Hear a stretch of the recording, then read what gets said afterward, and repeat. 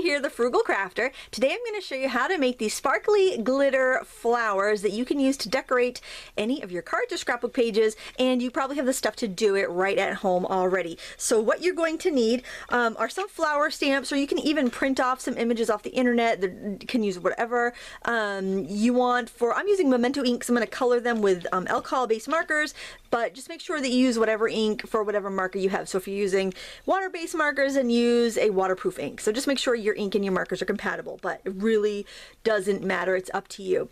You're also going to need some double-sided tape or double-sided sheet adhesive. I'm using 2-inch wide score tape. I actually got this on Amazon pretty inexpensively. I shopped around a bit because this is kind of expensive. I think I paid about $17, but this is a huge honkin' roll of tape that I've used a lot and I will continue to use a lot. You're going to need a bone folder. And you're going to need some white, or actually clear glitter. This is clear iridescent glitter. This is just 99¢ a tube, Papermart clear glitter. I'm sure you have some clear glitter in your stash that you can use. The finer the better. Don't worry about it, because we're not going to do the technique that that you've seen a lot where we color on top of the glitter. We're actually going to do the coloring on the first layer, so you don't have to worry about your markers getting beat up from this process. And then for making the card, we're going to use some white cardstock and a scrap of green and a scrap of black. So let's get to it. I've already stamped my flowers just to make things a little bit quicker and easier, and now I'm going to color them in with my markers. And I have my chameleon pens here because I still have them on my table from demoing them the other day, and I'm just going to go ahead and color my flower centers yellow, and I'm also going to put a yellow base coat on my leaves so that they'll just have like a little bit stronger and richer of a color, hopefully. Now I am cutting these out, but since I'm using dies, and these flower stamps are from Simon Says Stamps, as are the dies. The thing is, these dies actually cut a white border around everything, so I have to be fairly neat when I color. So that's just something to think about. Not all every die set will be different. Companies are different. Some cut really close, like the ones I've got from Stampin' is cut really close. The ones I've got from Local King cut really close. I think all of them do, as far as I can remember in my experience. I don't have that many, so I don't know if they're all that way. But I prefer ones that actually cut really close, because then I can be sloppy when I color. Since these leave a halo, which is pretty, the little white border, it just means that I have to be neat when I color, which I don't really like that much. And I've been practicing with my chameleon pens a little bit. After the demo, a lot of you guys said that they were kind of fussy, and I do think that their best uses for smaller items. I did see somebody's tutorial where they did they used it to color a large area and get a gradient, and they kind of broke it off by sections, and it looked great. And I just think it's one of those trial and error. Like there, I got that really nice gradient from yellow to green. Hopefully it shows up on your screen there. And then I can even go in there and add a little bit more and deepen the color if I wanted to. But I think that looks pretty cool. I just held it on for about 3 seconds. I didn't want that much of the clear in there. And that one I probably could have held it on a little bit longer. Maybe that other one was more like 5 seconds. I'm just trying not to get too much ink on the outside, because I'm going to be die cutting it and we'll have a border. Just keep your pens right side up. Now use Sharpies. If Sharpies are what you have, use Sharpies. If Tombos are what you have, use Tombos. You don't have to have these markers for this. I will say that the bolder you are with your marker choice, the better and the more colorful this is going to look, because the iridescent glitter is going to give it a little bit of a haze. So you'll see in a minute when I have this all colored, and I hold it next to the glittered ones, you'll see what I mean about the color getting a little bit less vivid. So I'm going to cap that up and not stick that back in the mixing chamber, or I'm going to have, I don't know, some sort of crazy mess to deal with. I'll put a link to the chameleon pens in the video description. And actually, I'm going to do this one a little bit more of a traditional coloring method for me. I'm just going to use the bullet tip and add some shadows in here, and then I'm just going to go over the whole darn thing with pink. That will be pretty quick. And I like the versatility. I can use versatility, because I can use these like a regular marker, or I can have the blending aspect. So, it's neat, and they are refillable, so I kind of like that too. And I only need 22 colors if I wanted to get the whole shebang, and not 300 and 72 million like some other marker ranges. Holy cow, does anybody actually keep that many markers on hand? Holy cow, that many refills on hand, I mean. Actually, I think I'm going to go with the bullet end on this. I find if I'm trying to force colors to blend that are really bold purples, reds, stuff like that, that are really tough, I will go in with a bullet tip because I feel like I can loosen the pigment underneath a little bit better. I got a question for you guys because I am kind of late to the dies that match the stamps party, and I've got a few sets now that I picked up at stamp shows or I've gotten from companies that, you know, are the stamp set and the dies, and I'm kind of confused as how I should be storing them.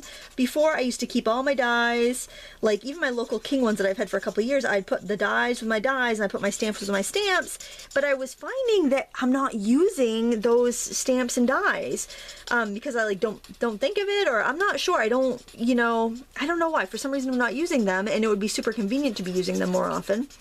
And so then what I did here, I actually just stuck a little strip of magnet in there and stuck those dies on there right in my stamp packet. And I think that's probably the best way to store it. But then what do I do with that? Do I put that with all my dies? Do I put it with all, like, in the categories? Like, do I put my animal ones with my animal stamps, like in the binders? Or do I just have a bin of just stamp sets with dies that match?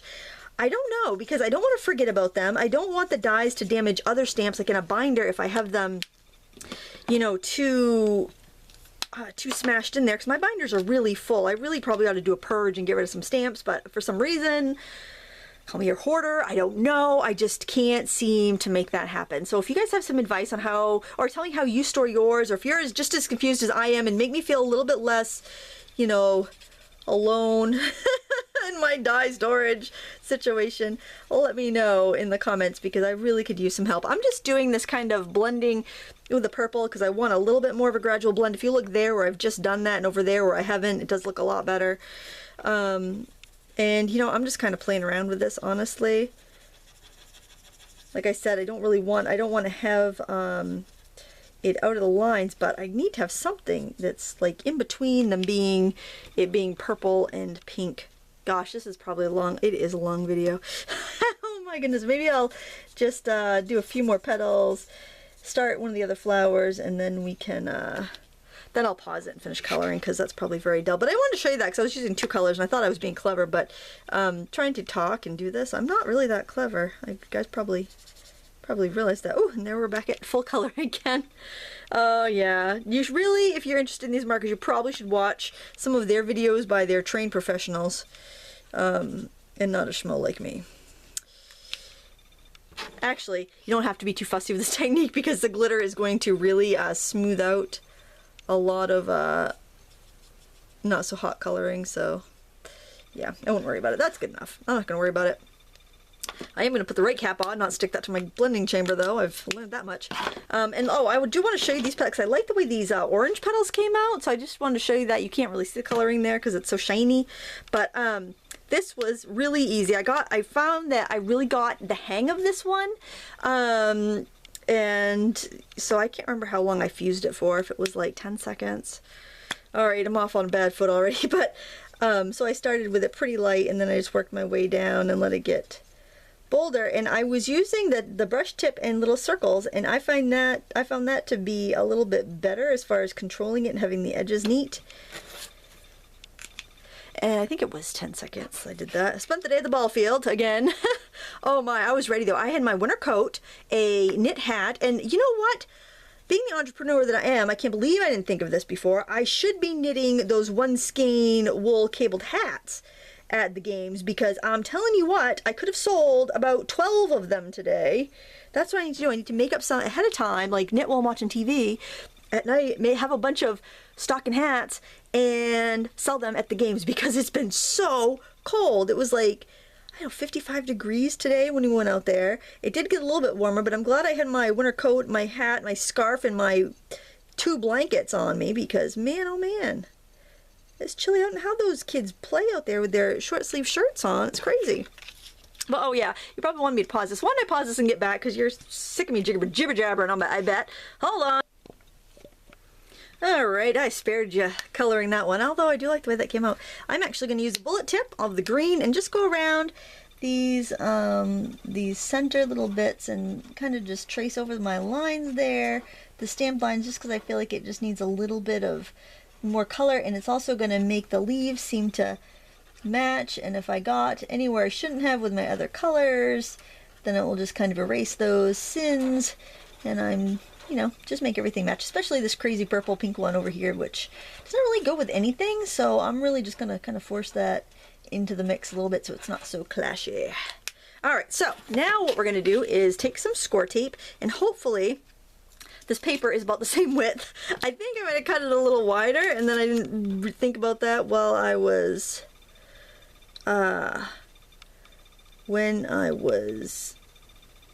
yes, I'm a little off. I didn't really think about that when I was stamping, that I cut the paper just a touch wider than this. So this tape is 2 inches wide. I should have cut my paper 2 inches wide. I gave myself a little extra for some crazy reason, and so now I'm just gonna paper piece, tape piece a little bit anywhere I have a little bit of stuff on the outside. You know, I do this, I show you this because I know I'm not the only person in the world capable of making this mistake, so mistakes are helpful in that respect, I think. Anyway. And plus I know I'm going to have a border on the outside. You know how, like I said about the dies, and how they make a little bit of a border. I want to make sure that I'm not going to have this, you know, spot that has no glitter on it, because that would make me sad. A glitterless spot. Leave no spot behind. Make sure it all has glitter on it. Alright, so we're going to need our bone folder next. Get that little daub in there. And we're going to rub it really well over the back of our adhesive liner here to stick it all down. I've been editing a lot of videos lately, so then when I do these ones like here, like my weekend crafting here, just fun, I kind of like, oh my gosh, this video is going to be 20 minutes long. Nobody's going to like me anymore. Oh, so I love it when you guys tell me they're not so long. They're fine. It makes me feel less, I don't know, sad. Alright, so now I'm going to peel this off. And so now this is extremely sticky. Okay, score tape is super sticky. I love this stuff. It's really fantastic. And you can actually get it from the Score Pal. A lot of stores will have this. I think I might be a little close there. I'm not going to worry about it though. I'm going to just roll with it. And I'm going to put a scrap piece of deli paper on my work surface. You could use any kind of paper. It doesn't have to be deli paper. That just happens to be what I have. So look right now. Look how bright that is. Okay, this is how it looks when it's glittered. That's how it looks before we glitter it. I just want to show you, you may even have this is iridescent, you may have a clearer glitter than I own. Maybe even I do and I just don't know about it. But I just want to let you know that in case you're thinking, oh, you know, mine changed color when I did that. Why is it so much lighter? And it will be lighter. That's just how it is. So some techniques, like there's a glitter called Glitter Ritz, which is supposed to be super smooth after you like burnish it down, and so then you can use your Copics over it.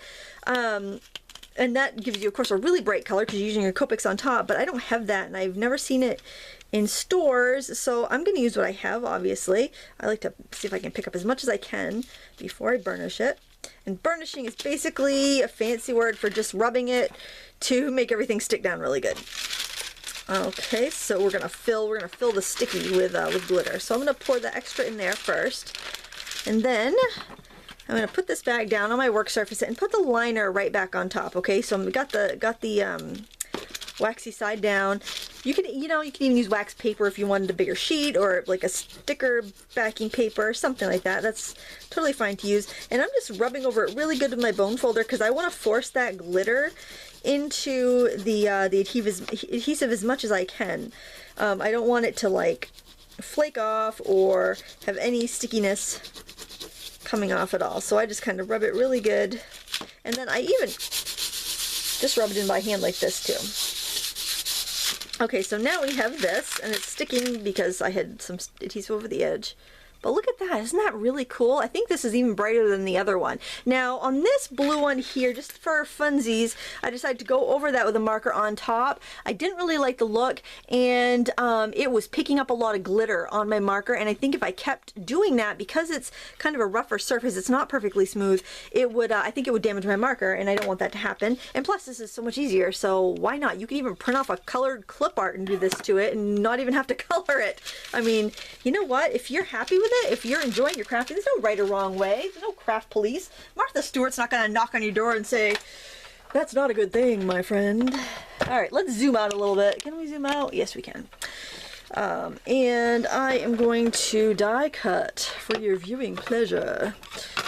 All right, so I've got my magnetic plate here, which I actually like, and that was one of those things I was thinking, I don't know, I'm not wasting my money on that.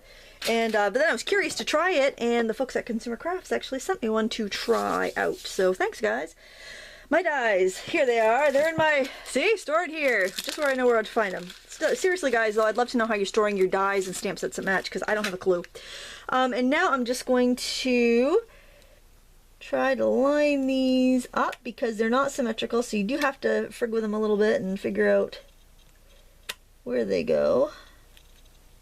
I think that one's right. Pretty close.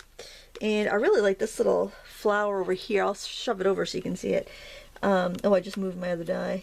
That's the only thing about the since the magnetic plate has all these little magnets in there, sometimes you, if you slide your paper, it will, it'll knock everything all out of whack. You know what, I'll just show you how I do this. I'll do it once, but then the other ones I need to cut, I'll just do them on their own.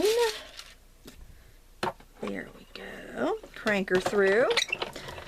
So a lot of people ask me, what do you recommend for a die cutting machine? I recommend the Big Shot, only because, and mine's ancient, you can see they don't make this color anymore, now they're all fancy.